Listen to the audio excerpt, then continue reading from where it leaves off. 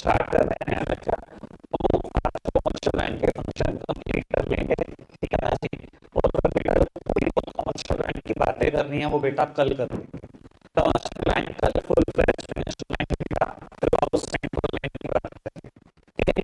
Target का बेटा 30% option पे इधर मनी बैंकिंग फिर लास्ट ईयर क्वेश्चन खत्म कर देंगे, ठीक है जी। तो मनी बैंकिंग खत्म होने के बाद सब लोग बेटा एक ऐसा पूरा ठीक है।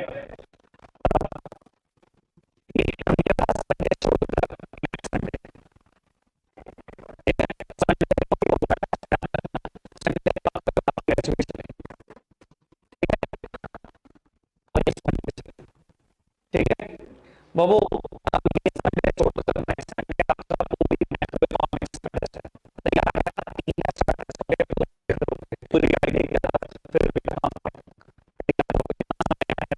शेड्यूल बता देगा।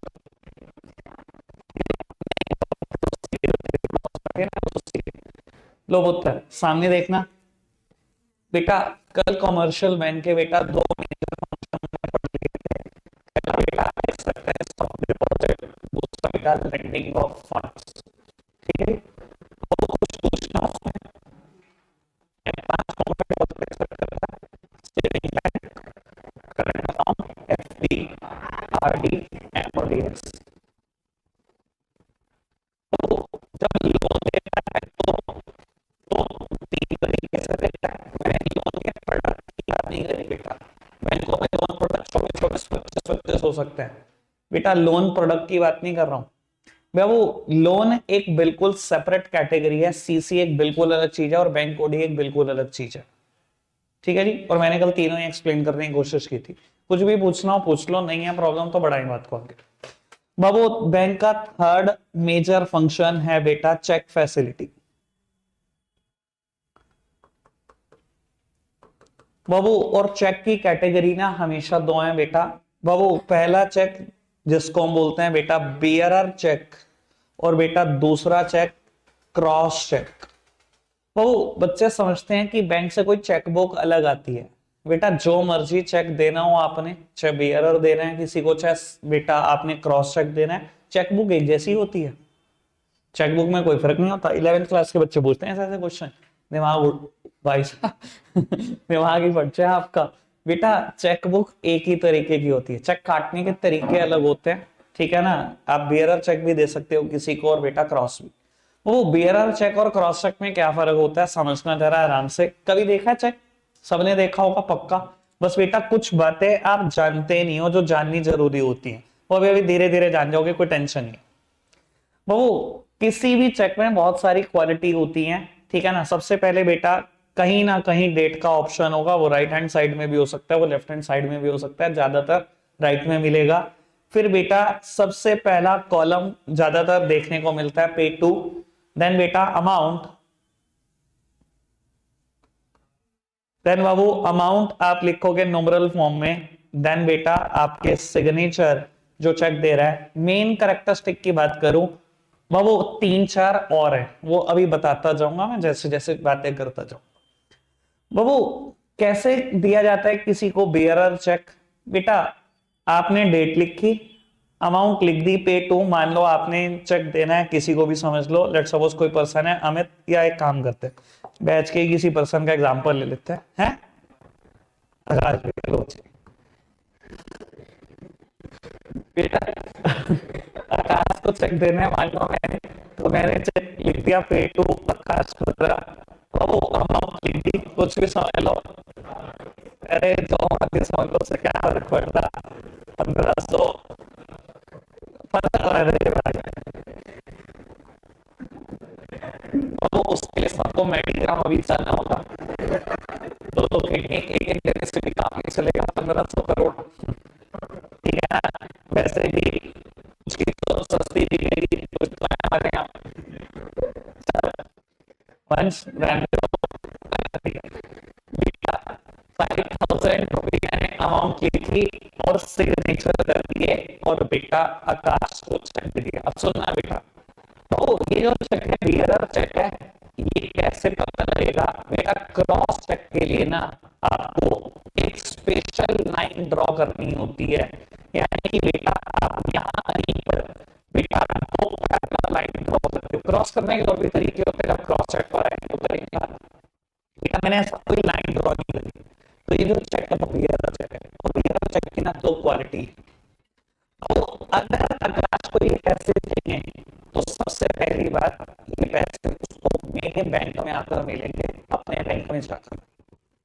इसको कैसे पता लगेगा कि मेरा बैंक कौन सा है, मेरे बैंक की ब्रांच कौन सी है? बेटा चेक पे बहुत अच्छे से कहीं ना कहीं मेंशन होता है, ज्यादातर बैंक में बेटा क्या कहीं एड्रेस मेंशन होता है ब्रांच का, इस ब्रांच का चेक है। तो वो आकाश एड्रेस पढ़ेगा यहाँ से, मेरे मैं नहीं बताऊंगा कभी भी इसको एड्रेस, इसने यहाँ से एड्रेस पढ़ा, मान लो बेटा मैंने चेक दिया पीएनबी माधवनगर ब्रांच का, और बेटा इसका बैंक है, लेट्स सपोज की बात करते हैं एचडीएफसी बैंक कोट रोड, ठीक है, इसका एचडीएफसी बैंक कोट रोड ताकि कोई हल नहीं मिलेगा चेक का। कहाँ जाना है? पीएनबी माधवनगर में ही जाना है। क्या कोई और पीएनबी में जाओगे काम चलेगा? जाओगे नहीं आप, माधवनगर में ही जाना पड़ेगा, चलेंगे। तो इसको मेरी बैंक ब्रांच में आना है, पहली बात। दूसरी बात, पैसे कैश मिलेंगे, इसके अकाउंट में पैसे कभी नहीं जाएंगे। आपने पीएनबी माधवनगर में चेक को प्रेजेंट करा, बेटा वो कहेंगे 2 साइन कर दो कागजी चेक, बेटा पलटेंगे 2 साइन करेगा, 5,000 रुपए देंगे चेक, ठीक है। लेकिन बेटा एक और बात सुन लो, प्रभु the one who is the bearer is the owner। बेटा इस चेक ने बात दी है, जो बियरर है वही ऑनर है, यानी कि जिसके पास ये चेक है वही मालिक है। नाम किसका लिखा है इस बात से कभी कोई फर्क पड़ेगा ही नहीं। मतलब मैंने आकाश को चेक दिया क्योंकि मुझे उसको 5,000 पे करना है, बेटा अंश को 5,000, उसने ये चेक उठाकर अंश को दे दिया, तो वो अंश को पे करना है, वंश को उसने उठाकर वंश को दे दिया, बेटा वंश चला गया बैंक से। बेटा बैंक आपको ये प्रूफ नहीं है, आकाश बता रहा हूँ ना, बैंक पूछेगा कि आप कौन हो, मैं कहूँगा दो साइन कर, जिस मर्जी नाम से कर देना बेटा साइन, 5,000 रुपए आपके कर। The one who is the bearer is the owner। जिसके पास वो मालिक है, बेटा इस चेक के साथ खतरे भी बहुत है। और वो अगर आपने चेक साइन करके जेब में रखा हुआ है और गिर जाए तो बेटा वो जिसको मिले उसकी चांदी, बड़ी सीधी सी बात। वो मिल गया तो उसकी मौत आ गई, उठा देगा बेटा, तुरंत पैसे मिलेंगे बेटा, कोई सिक्योरिटी नहीं है चेक, ठीक है ना। ये बिल्कुल हमारी करेंसी की तरह है बेटा। बाबू हमारी करेंसी आपको होती है, लिखा होता है बेटा I promise to pay the bearer the sum of this and that, जो भी अपन को दोस्तों 50 की लिखा होता है। तो मतलब समझते हो इस चीज का, जिसके पास वो मालिक है। बेटा कहता हूँ आज जेब से 500 का नोट गिरा हुआ तो कोई आदमी उठा दे, कोई जल्दी के सरकार ने 500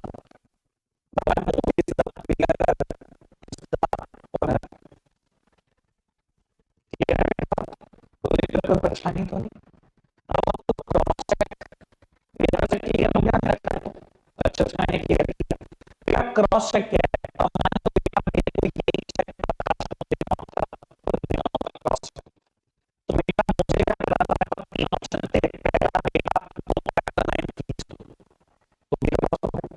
दूसरा बेटा पैरेलल लाइन के बीच में दो account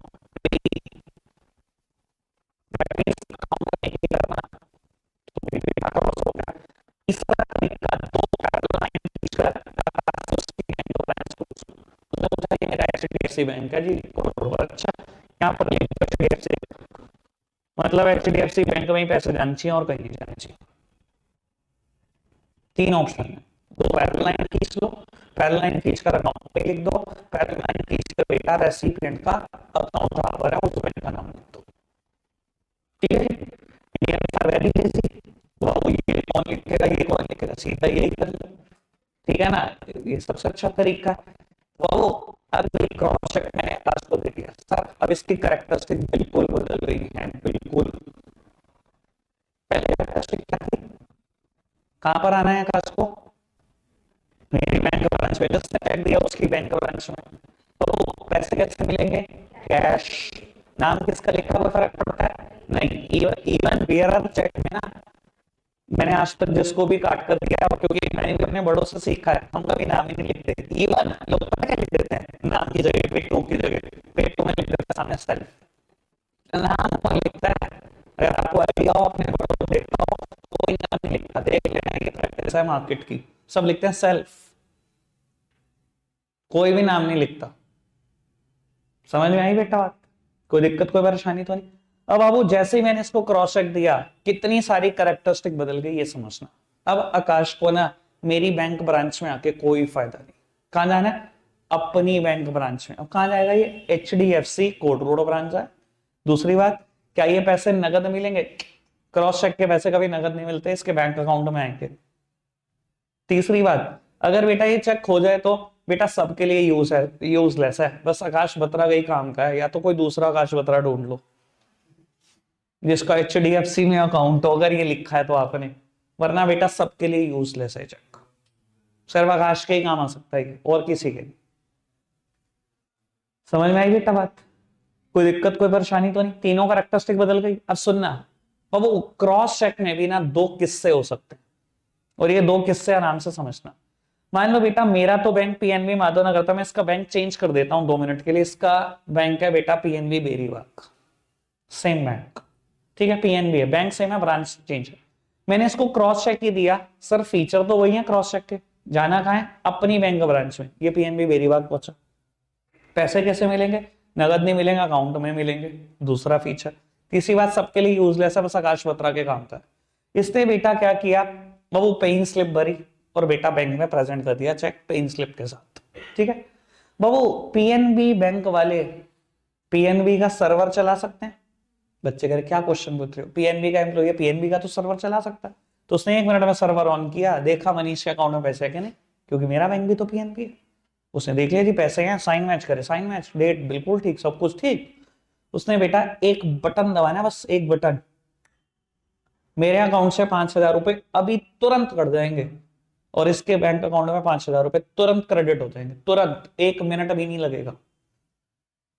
it will take few seconds, सिर्फ कुछ सेकेंड्स की बात होगी कि मेरे अकाउंट से पैसे कटेंगे और इसके बैंक अकाउंट में चले जाएंगे। समझ में आई बेटा बात? और अगर मैं ये बोलूं कि बेटा ब्रांच चेंज है, दोबारा वही एग्जांपल पे आ जाते हैं, HDFC कोट रोड की ब्रांच है इसकी। वो HDFC कोट रोड में गया, क्या HDFC court road branch PNB का सर्वर चला सकती है? कोई भी एम्प्लॉय, भाई HDFC का एम्प्लॉय PNB का सर्वर कैसे चला सकता है? उसके पास PNB के सर्वर का कोई यूजर ID पासवर्ड है, तो उसे कैसे पता लगेगा मेरे अकाउंट में पैसे आए कि नहीं, साइन मैच हो रहे हैं कि नहीं, डेट, उसे कुछ नहीं पता लगेगा। तो बेटा ऐसे चेक क्लियरिंग के लिए जाते हैं, और वो क्लियरिंग आज की तारीख में कैसे होती है बेटा? आपको शाम तक बेटा RBI का सर्वर है, उस पर चेक अपलोड करना पड़ता है, स्कैन करके। आप स्कैन करके अपलोड करोगे, RBI के ही सर्वर से बैंक रिप्लाई करेगा कि हाँ ये साइन भी मैच हो रहे हैं, डेट भी ठीक है, अमाउंट भी ठीक है, हम यहाँ से 5,000 रुपए डिडक्ट कर रहे हैं, आपको सेंड कर रहे हैं, और वहां से बेटा क्रेडिट होंगे पैसे। और आपको बता देता हूँ ये प्रोसेस में 36 घंटे तक लग जाते हैं, यानी कि 1.5 दिन लग जाता है, पर 36 घंटे में पैसे आ जाते हैं, मेरे अकाउंट से कटेंगे और इसके अकाउंट में प्लस हो जाएंगे। समझ में आई बेटा बात? क्लियर है? और you are the luckiest one कि 36 घंटे में क्लियरिंग देख रहे हो। मैं बताया था तुम्हें, मेरे टाइम में क्लियरिंग होती थी जब मैं तुम्हारी एज का था ना, वो 5-5 6-6 दिन लगते थे। और अगर आउट स्टेशन का चेक है, मान लो आप सूरत चेक दिया है, पता कितने, अरे महीने, मानो 1 महीना, 1 महीना, इसलिए कोई आदमी चेक नहीं लेता था कि 1 महीने में क्लियरिंग होगी। अरे छोड़ भाई, तभी तो धंधे चल नहीं पाते थे। कौन करेगा बिजनेस, आप खुद बताओ, अगर चेक के हालात ये रहेंगे तो। और आप बड़े लकी हो, 36 घंटे में देख रहे हो। और एक बात बताऊं, मैं ऐसी ऐसी बातें बोलता रहता हूँ और वो सच होती रहती है। चलो बहुत जल्दी बता रहा हूँ, सेम डे क्लियरिंग देख लोगे, बहुत जल्दी देख लोगे, सेम डे क्लियरिंग, ठीक है ना, यानी कि 6 घंटे में क्लियरिंग, ऐसा देख के जाए, ठीक है। और अगले 1-1.5 साल में देख लोगे, ये भी बोल रहा हूँ, ठीक है ना। अगर ग्रुप रहा ये और ग्रुप से किसी ने एग्जिट नहीं किया, तो मैं 6 महीने मतलब 1 साल भर के अंदर आपको ये मैसेज डाल दूंगा कि देखो 6 घंटे में क्लियरिंग होती है, ठीक है, देख लेना। तो कोई दिक्कत कोई परेशानी तो नहीं? क्रॉस चेक का मतलब समझ में आया, बीआरआर मतलब समझ में आया? वो लोग के बढ़ाएं बात को आगे। बाबू नेक्स्ट बैंक का मेजर फंक्शन है बेटा फंड ट्रांसफर। फंड ट्रांसफर, तीन मेजर फंक्शन पढ़ लिए, अब फंड ट्रांसफर की बात करते हैं। बेटा पहले मैं फंड ट्रांसफर की जरूरत बता देता हूं, 1 मिनट के लिए फटाफट से सामने देखो। बाबू आपका ना सामान आता है, मान लो आपकी दुकान है कहीं भी शहीदगंज में, और आपका सामान आता है बेटा अहमदाबाद से, ठीक है। बाबू आज आपको अहमदाबाद के लिए निकलना है, सुबह 4 बजे आप निकलोगे, ठीक है ना, दिल्ली जाओगे, दिल्ली से आपकी फ्लाइट है, और बेटा आपको दोपहर तक अहमदाबाद पहुंचना है। जो भी आपको सामान खरीदना है खरीदोगे, शाम की फिर फ्लाइट है दिल्ली की, और दिल्ली से फिर बेटा ट्रेन है, और फिर वापस आओगे, ये सिलसिला है, ठीक है। सुबह उठते हो आप, आपको तबीयत ठीक नहीं लगती और आप जा नहीं पाते, और दुकान पे ठीक ठाक काम है या पीक सीजन भी है और सामान भी नहीं है, वो आप जा नहीं पा रहे, ठीक है। आपने बेटा 10 बजे अपनी पार्टी को सुबह कॉल किया कि मैं काम कर रहा हूँ, मेरा एक फ्रेंड आ रहा है, मैं ना चेक बेच रहा हूँ, लेकिन माल आज ही निकाल दो अहमदाबाद से। उसने कहा जी ठीक है, माल तो निकाल देंगे पर चेक क्लियर होने के बाद, हम ऐसे उधार नहीं करते। उसने कहा जी उधार तो कहीं नहीं रहा हूं मैं, मेरा दोस्त आ रहा है, रात तक पहुंचेगा अहमदाबाद, चेक दे देगा आपको। कहता है रात तक पहुंचेगा, कल सुबह लगाऊंगा, परसों शाम तक पैसे आएंगे, तरसों निकाल लूंगा मैं, जब पैसे आ जाएंगे तभी निकाल लूंगा, 3 दिन दो। आपने कहा नहीं जी दुकान पे काम है, अभी चाहिए सामान तो आज ही निकाल लो, कल तक मिल जाना चाहिए मुझे। मैंने कहा जी सर ऐसा नहीं हो सकता। चलो चेक वाली कहानी तो फेल होगी। आपने कहा ठीक है जी लाओ अपना अकाउंट नंबर दो, मैं जमा कराता हूँ पैसे कैश। सामान ठीक ठाक अमाउंट था, मैं अमाउंट बोल देता हूँ 1 CR। पहली बात तो आपके मुंह से कभी बात नहीं निकलेगी, पर चलो निकल भी गई, सामने वाला एक्सेप्ट ही नहीं करेगा, सामने करेगा बिल्कुल भी नहीं। वैसे आज की तारीख में आपको उम्मीद है आप ऐसे 1 करोड़ कैश लेके जा रहे होंगे और कोई छोड़ देगा आपको। पहली बात तो आपको ही पसीने आ रहे होंगे, ठीक ठाक सर्दी में भी 1 करोड़ ऐसे कैश ले जाते टाइम, ठीक है ना जी। दूसरी बात सर, सामने वाला कभी एक्सेप्ट नहीं करेगा कि आप उसके करंट अकाउंट में 1 CR डाल दो। सर उसको इनकम टैक्स की सारा टाइम टेंशन रहेगी कि 1 करोड़ एक दिन में कैश आ जाना करंट अकाउंट में, कोई भी पूछेगा भैया कहां से आ रहे हैं पैसे, कोई भी पूछ सकता है, ये तो मजाक हो गई बात। तो ये तो मानोगे ना बेटा, सामने वाला भी कभी एक्सेप्ट नहीं करेगा और आप भी नहीं बोलोगे ये बात। तो भैया अहमदाबाद अभी पहुंचाने हैं, करोड़ रुपए कैसे पहुंचाए जा सकते हैं सर, उसी का ही रास्ता है फंड ट्रांसफर, और इसके बिना समझ लेना कोई बिजनेस हो नहीं सकता, ठीक है जी। बाबू फंड ट्रांसफर करने के दो तरीके हैं, ये आपका फेवरेट आरटीजीएस और एनईएफटी मतलब नेफ्ट। बाबू full form real time gross settlement, और बेटा NEFT national electronic fund transfer, ठीक है जी। आकाश एक भाई 1 मिनट पोज करना, बेटा आराम से समझना इन दोनों की क्वालिटीज भी, ठीक है ना। इवन टीचर्स कांट डिफरेंशिएट, तो बच्चों को तो छोड़ दो, मैं देखता हूँ 11th में बहुतों को कर देते हैं बस गोल गोल इसको। बेटा आरटीजीएस और नेफ्ट का ना किसी भी बैंक में फॉर्म उठाकर देख लेना, पता कैसे लिखा होता है, आरटीजीएस/नेफ्ट। फॉर्म में कोई अंतर नहीं होता, दोनों से फंड ट्रांसफर होता है। वो अंतर क्या होता है बेटा, कुछ अंतर है समझना। बेटा आरटीजीएस हमेशा इस्तेमाल की जाती है 2 लाख से ज्यादा की ट्रांजेक्शन के लिए, ठीक है ना, 2 लाख से ज्यादा है तो आप इस्तेमाल करते हो आरटीजीएस, और नेफ्ट का इस्तेमाल किया जाता है 2 लाख तक, ठीक है जी, पहली बात। दूसरी बात बेटा, ये जो फंड ट्रांसफर करेगा, इधर देखो प्लीज सामने, बाबू इसके नाम में ही सब कुछ है। ये जो फंड ट्रांसफर करेगा ये रियल टाइम पर करेगा, रियल टाइम पर, और ये बाबू रियल टाइम ट्रांजैक्शन नहीं करता, नेफ्ट हमेशा बैचेस में होती है। मैं क्लियर करता हूं इस बात को जो मैं बोलना चाह रहा हूं आपको। बेटा आपने ना बैंक ब्रांच में गए और आपको 1.5 लाख रुपए ट्रांसफर करने हैं अहमदाबाद, सिर्फ 1.5 लाख समझोगे, तो बेटा आरटीजीएस का यूज करोगे नेफ्ट फैसिलिटी का, नेफ्ट कुछ भी लिखो फॉर्म पे, आप आरटीजीएस पे टिक कर दो, होगा वो नेफ्ट ही, 2 लाख से कम है ना, नेफ्ट का फैसिलिटी का यूज करोगे। तो वो नेफ्ट सेटल डाउन करता है ट्रांजैक्शन को बेचेस में, यानी कि 10 बजे से लेकर 10:30 तक जितनी भी आएंगी ट्रांजैक्शन, उसको 10:30 बजे नेफ्ट लगेगी, 10:30 से लेकर 11:30 जितनी भी आएंगी वो 11:30 लगेंगी, 11:30 से 12:30 जितनी भी आएंगी वो 12:30 लगेंगी, 12:30 से 1:30, फिर 1:30 से 2:30 और फिर 3:30, 6 बैचेस में नेफ्ट चलता है एक दिन भर में हर बैंक को। जबकि बेटा आरटीजीएस जो सेटलमेंट करता है वो रियल टाइम सेटलमेंट करता है, रियल टाइम समझते हो ना बेटा, अभी बिल्कुल सेम पॉइंट ऑफ टाइम पर आप 10 बजे पहुंचे वो नेफ्ट का फॉर्म दिया, चेक पे सारी डिटेल रखी कि 1 करोड़ रुपए अहमदाबाद पहुंचने हैं अभी। सर 10 बजे 2, 10 1 पे पैसे पहुंच चुके होंगे आपके करंट अकाउंट से, 1 करोड़ साफ, और वहां पहुंच गए 1 करोड़। रियल टाइम पर सब कुछ हो जाता है और गुड्स आज ही चलेंगे अहमदाबाद से, 10 1 पे पैसे पहुंच जाते हैं।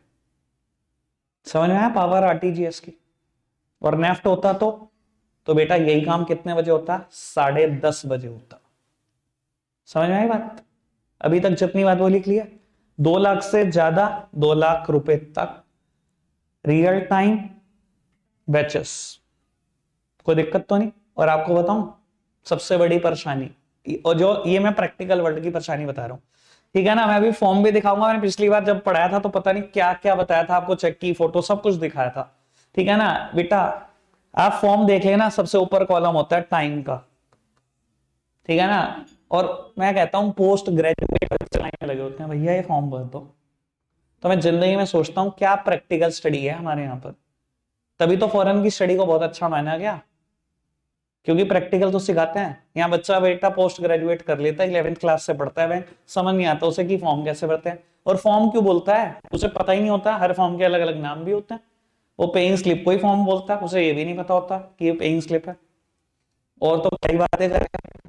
अब सर देखो बता देता हूँ, प्रैक्टिकल वर्ड में ना अभी कभी टाइम नहीं लिखते, और ये बैंक वालों को बहुत छूट देता है, बहुत ज्यादा, ठीक है ना। सर मैं कहता हूं अपने हक के लिए ना लड़ने वाला होना चाहिए, पता नहीं क्या क्या चेंजेस करा सकते हो आप दुनिया में। मैंने आपको बताई भी थी ये कहानी। मैं बैंक गया, ठीक है ना, मैं तो बड़ा पक्का था इस चीज में, मैंने टाइम लिख दिया आरटीजीएस के ऊपर। मैंने कहा ये करो, कर देंगे। इनके आते हैं ना छूट होती है, आप टाइम तो लिखते नहीं, ये क्या करते हैं वो जब बैठेंगे करने ना 1 सेकंड पहले का टाइम डाल देंगे उसके, बस खुली छुट्टी मिल गई। नेफ्ट का फॉर्म दिया 10 बजे, 10:30 बजे देख लेना आप में से किसी की नेफ्ट नहीं लगेगी। आप देखोगे नेफ्ट लग रही होगी 1:30 बजे 2:30 बजे, आप कहोगे फिर भैया तो आपने तो गलत पढ़ा। बेटा मैंने गलत नहीं पढ़ाया, आपने देखा नहीं ना, आप कुछ प्रैक्टिकल वर्ड में चीजें इंप्लीमेंट नहीं करते, आप यहाँ टाइम डालते हैं ना। बैंक वाले क्या करते हैं, बस 15 मिनट पहले का टाइम डालेंगे, नेफ्ट कर देंगे। मेरे को एक बार ऐसे ही मतलब बहुत ज्यादा अर्जेंट था, कहीं पैसे भेजने थे, ठीक है ना, मैं खड़ा हो गया लाइन में, ठीक है ना। कोशिश करते हैं भैया कि अपनी पोजीशन का कोई भी गलत इस्तेमाल ना करें, ठीक ठाक तरीके से चलते रहें, पर लोग मजबूर करते थे तो भैया फिर कर दो, सब कुछ करो, फिर कुछ ना छोड़ो। तो मैंने बोल दिया भैया, मैंने कहा आरटीजीएस करो। ये मेरे फादर खड़े थे भाई साहब रजिस्ट्री ऑफिस में, पेमेंट ट्रांसफर होनी थी, यूटीआर नंबर डलना था रजिस्ट्री में, और रजिस्ट्री होनी थी किसी प्रॉपर्टी की, ठीक है ना। आरटीजीएस करने का यूटीआर नंबर जनरेट होता है, तो कहते कर देते हैं। मैंने कर देते क्या, नहीं अभी कर भाई। कह रहा नहीं करता। मैंने कहा अच्छा। मैंने कहा आधे घंटे तक जॉब भी नहीं रहेगी तेरी अगर तू नहीं करता तो। मैंने कहा फिर तो जानता नहीं, फिर अब तू आई क्या, तो चल ठीक है। मैं सीधा ब्रांच मैनेजर के रूम में, ये का विजिटिंग कार्ड उसने पढ़ा। मैंने कहा ये अभी आरटीजीएस होगी। उसने खुद बैठ के आरटीजीएस करी मेरी, ब्रांच मैनेजर ने।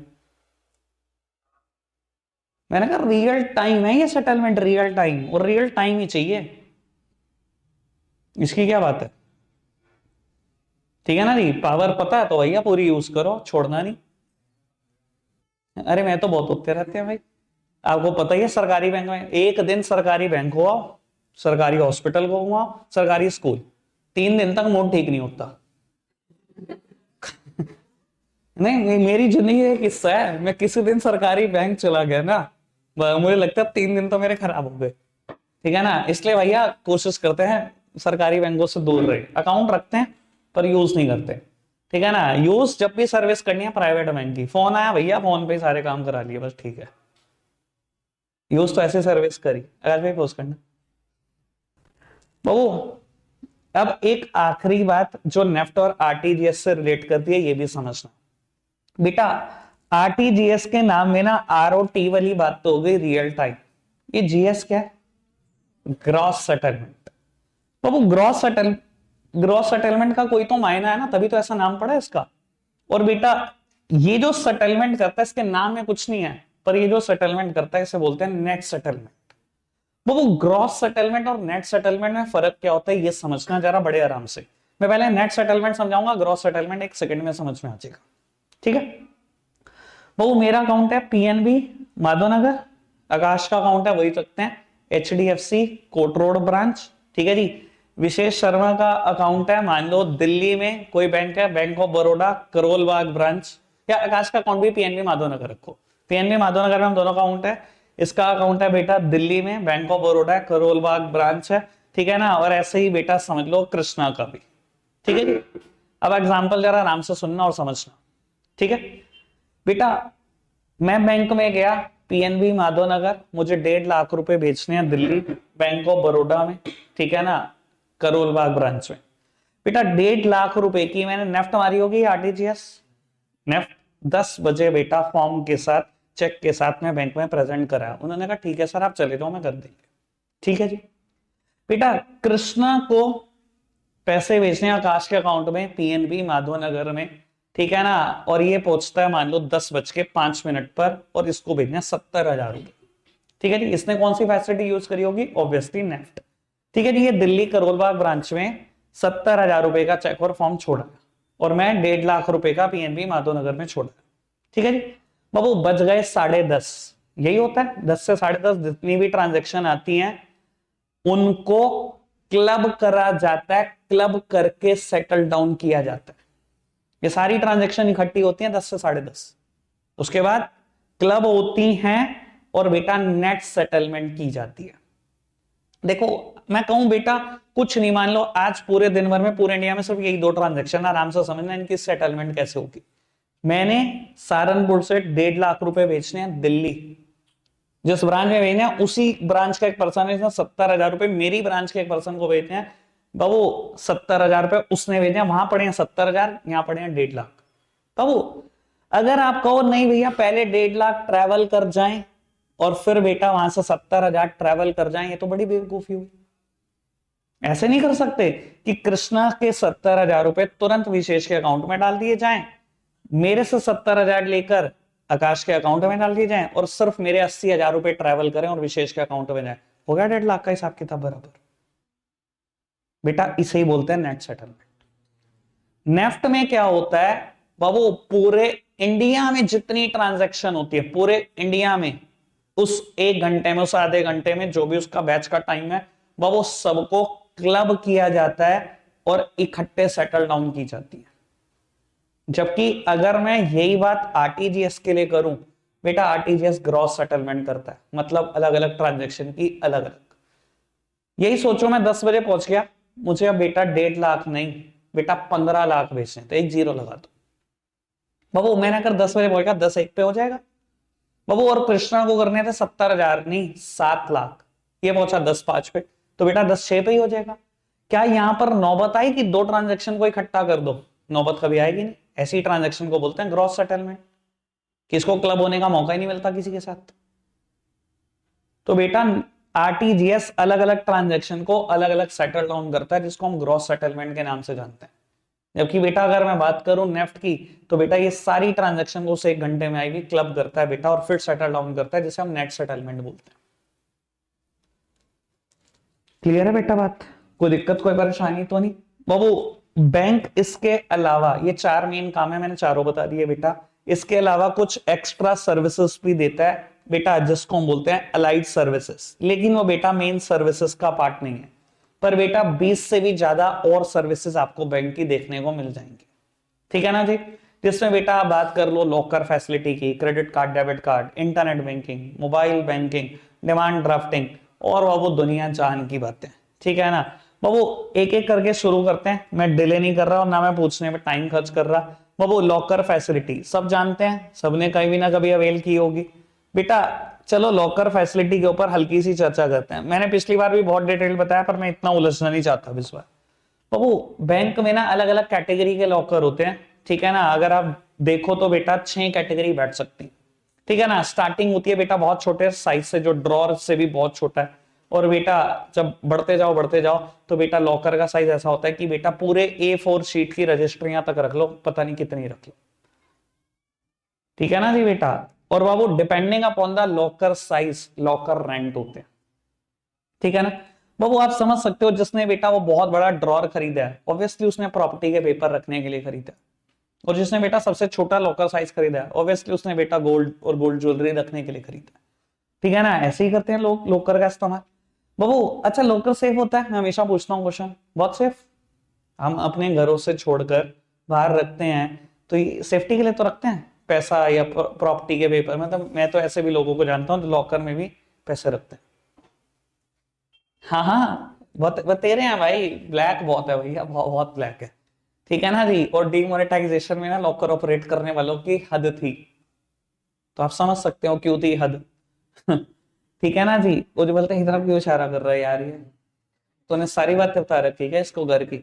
लो बेटा, लॉकर सेफ होते हैं क्या? मैं हमेशा बोलता हूं किसी भी बैंक का एग्रीमेंट उठाकर पढ़ लेना जो लॉकर के टाइम पर आप साइन करते हो, देख लेना क्या लिखा होगा पहली शर्त में। देख लेना, फॉर योर सरप्राइज लिखा होता है कि अगर लॉकर से कुछ भी चोरी हो जाती है, कुछ भी हो जाता है, तो बेटा 1 रुपया भी बैंक नहीं देगा वापस, 1 रुपया भी, 1 अठन्नी भी। आपको बता देता हूं अकाउंट के टाइम पर हर बैंक अकाउंट इंडिया में 5 लाख का इंश्योरेंस रखता है। यानी कि भगवान ना करे कोई बैंक भागे, जो कि मतलब मेरे को तो जीरो पॉसिबिलिटी लगती है, कोई बैंक भाग गया। एक आदमी के बेटा 3 लाख थे, 3 के 3 लाख आरबीआई देगा। एक आदमी के 4 लाख थे, 4 लाख आरबीआई देगा। एक आदमी के 6 लाख थे, 5 लाख तक आरबीआई देगा। 5 लाख का इंश्योरेंस होता है हर बैंक अकाउंट का, कोई भी भाग जाए, कोई भी बैंक। पर बेटा लॉकर का 98 का इंश्योरेंस नहीं है बेटा, आरबीआई कुछ नहीं देगा। और हर बैंक का एग्रीमेंट उठाकर पढ़ लेना, कोई भी लॉकर में 1 रुपए की भी गारंटी नहीं लेगा। तो सोचता है इंसान यार, मैं तो सोच रहा था बहुत सेफ होता है। बेटा मैं सेफ्टी पे डाउट नहीं कर रहा हूँ, लॉकर टूटते नहीं है, बहुत रेयर है, बहुत रेयर है। बाकी हिंदुस्तान है ना, और हिंदुस्तान में भी यूपी है। लोग कुछ भी कर सकते हैं। बाबू मैंने आपको पिछली बार बताया भी था कि टूटते कैसे हैं। चलो खैर मैं वैसे बात कर देता हूं बेटा। लॉकर जिस रूम में होते हैं उस रूम को बोलते हैं स्ट्रॉन्ग रूम, बैंक की टेक्निकल भाषा, स्ट्रॉन्ग रूम। ठीक है ना। और देख लेना गोदरेज की इतनी मोटी अलमीरा होगी, ठीक है ना। और वो उसको तोड़ना नेक्स्ट टू इम्पॉसिबल है। मेरे सामने लाइव एग्जांपल था, मेरी इंटर्नशिप के टाइम पर हमेशा दिया है। वो पीएनबी बैंक है वाला रोड पर, एक चोर पूरी रात घुसा रहा गैस सिलेंडर लेकर, वेल्डिंग वाला सिलेंडर लेकर, और पूरी कोशिश कर ली। सर स्ट्रॉन्ग रूम में इतनी सी आंच नहीं है, इतनी सी भी आंच, इतना आसान नहीं होता उसको ब्रेक करना।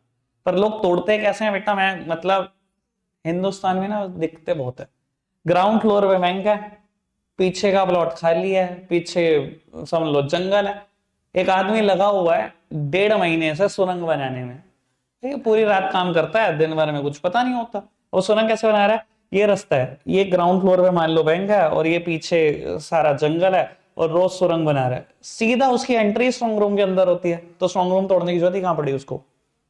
जहां सेफ्टी थी वो सेफ्टी ब्रेक होगी। कितनी कहानियां ऐसी जो न्यूज़पेपर में भरी पड़ी हैं, जो मैंने खुद पढ़ी है, कि स्ट्रॉन्ग रूम तोड़ने की जरूरत नहीं पड़ती। भाई स्ट्रॉन्ग रूम सबसे सेफ चीज है, और अगर स्ट्रॉन्ग रूम ही नहीं तोड़ना पड़ा, सुरंग से ही काम चल गया, तो भाई फिर लॉकर में इतनी तो जान है नहीं। ठीक है ना जी। आपको आइडिया नहीं है जब हम बाहर जाते हैं किसी जगह पे तो हमारे को कैसे देखा जाता है, किन नजरों से देखा जाता है। ठीक है ना। मैंने चंडीगढ़ में इंटर्नशिप करी है, मतलब वो जीएमसीएस की है, मेरी एक ट्रेनिंग होती है सीए के बाद। तो जब हम इंट्रोडक्शन देते थे ना कि भाई हम सहारनपुर से हैं, तो हंसते थे वो, कहते कहाँ से हो तुम यार, वहां तो एटीएम तक उड़ा के ले जाते हैं लोग। मैंने कहा बात तो ठीक है भाई, क्या ही बोलूं मैं। ओ तो आप समझ सकते हो हालात क्या है। अच्छा चलो बस एक आखिरी बात करो लॉकर से रिलेटेड, फिर लॉकर को पैक करते हैं बाबू। लॉकर कितनी की से ऑपरेट होता है? लॉकर कितनी की से ऑपरेट होता है? हमेशा बताता हूं यार, पता नहीं क्या करते हो तुम। बाबू लॉकर ऑपरेट होता है 2 की से, ऑब्वियसली एक ही होती है आपके पास। बाबू मैंने बताया बैंक में 6 कैटेगरी के लॉकर होते हैं, मान लो किसी बैंक ब्रांच में 3 ही कैटेगरी हैं, ठीक है ना। तो कैटेगरी उन्होंने डिवाइड की होती है, मान लो ये एक शेल्फ है, इसको नाम दिया हुआ है ए कैटेगरी, ये एक शेल्फ है जिसपे लॉकर है, ये बी कैटेगरी, ये एक शेल्फ है जिसपे लॉकर है सी कैटेगरी, और यहीं कहीं से एंट्रेंस है मान लो उस स्ट्रॉन्ग रूम की। बाबू आपके पास एक लॉकर है जिसका नंबर है बेटा A57, मान लो ए कैटेगरी में 57 लॉकर है। आपने बेटा बैंक ब्रांच में पहुंचे कि मुझे लॉकर ऑपरेट करना है। बेटा बैंक क्या करता है, सबसे पहले लॉकर नंबर पूछा, बाबू अपने सिस्टम में डाला, देखा बेटा इमेज आ गई कि कौन कौन ऑपरेट कर सकता है लॉकर। आपसे इमेज मैच करती है, जिसको मर्जी रिलेटिव को लेके जाना, बाबू ऑपरेट अंदर जाने भी नहीं देंगे आपको, आपकी शक्ल मैच करती है, आप ही ऑपरेट कर सकते हो। की लेकर आए हो बाबू, वो ऑफिशियल खुद उठेगा, उसके पास 3 ही की होंगी, पूरी ए कैटेगरी की 1, पूरी बी की 2, पूरी सी की 1, मतलब टोटल हो गए 3। तो उसने ए कैटेगरी की उठाई, आपका A57 लॉकर है बाबू, आपके साथ स्ट्रॉन्ग रूम में अंदर जाएगा, वो भी की डालेगा, आप भी की डालोगे, दोनों एक साथ घुमाएंगे बेटा, लॉकर खुल जाएगा। लॉकर खुलते ही बेटा वो अपनी की लेगा और अब आपको कहेगा अभी रुक जाओ 2 मिनट, मैं बाहर चले जाऊं फिर ऑपरेट करना, क्योंकि ऐसा रिस्क कोई ऑफिशियल नहीं लेता। तो उसने की निकाली, वो बाहर चला गया, अब जो मर्जी करो आप, उसको कोई लेना देना नहीं। बंद वो एक ही की से हो सकता है, बल्कि की भी जरूरत नहीं है, आप की निकाल लो उसी टाइम पर, जब बंद करोगे तो वो बंद हो गया। ऐसे लॉकर ऑपरेट होते हैं। समझ में आती है बात? की खो जाए तो कोई नहीं, सरदार ताले वाला बैठा है ना मैं 15 रुपए 15 रुपए चाबी बाबू। अगर वो की खो गई ना, तैयार रहना बेटा, 8-10 हजार का फटका लग गया आपको, आप मानोगे नहीं बाबू, उसकी कीमत 8-10 हजार रुपए। उनका तो बड़ा सिंपल सा कहना है, भैया जी हमारा तो गोदरेज से आता है जी, हमारा इंजीनियर आएगा वही बनाएगा, कि हम कुछ नहीं कर सकते। अरे कुछ वही तो बोल रहा हूँ कि लॉकर में रहेगा तो कोई नहीं, यार ये वही हो रहा है, एक्टिवा की डिग्गी में डाली और बंद कर दी वही कहानी है। अगर बाबू आपको ये डर है तो लड़की के नाम पर कभी लॉकर ना बनवाए ये कहाँ लड़कियां ही कर सकती हैं। देखो कितनी जल्दी चिढ़ मची इसको, सच कितना कड़वा होता है, देखा तुमने? ये देखो मन मन गालियां दे रही है। बाबू समझ में आई बेटा बात? बाबू उन्होंने बिल्कुल सीधा बोल दिया ना जी, हमारा इंजीनियर ही की बनाता है, गोदरेज से आएगा, आने जाने का खर्चा किराया भाड़ा सब आप दोगे, की का खर्चा आप दोगे बेटा। ये एग्रीमेंट में लिखा होता लॉकर के, 8 से 10 हजार का फटका लगना तय है की होते ही। चलो जी, अब लॉकर से रिलेटेड जितनी बातें थी मैंने सब बता दी, रखते आज के लिए इतना ही है, बाय बाय।